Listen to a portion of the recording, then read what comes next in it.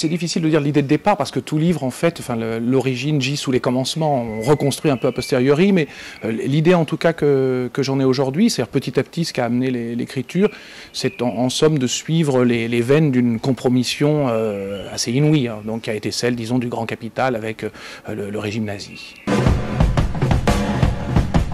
Je pratique pas ou très peu la fiction dans mes livres.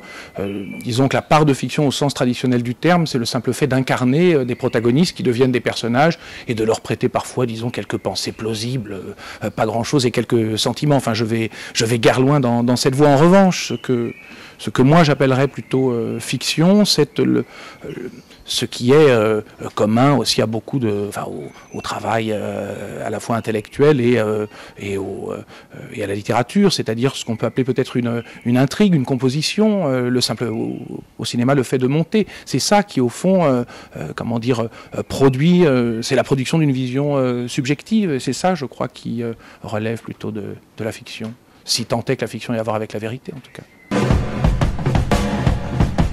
Le fait effectivement de raconter les détails, de raconter comment poisse la moustache de tel ou tel et comment un autre rajuste son faux col, c'est une façon, alors c'est lié à ce que je disais des décors, mais pas seulement évidemment, c'est une façon de les maltraiter peut-être un petit peu, mais au fond, vous savez, on a l'idée, enfin la méthode historique par nécessité au fond refroidit les choses.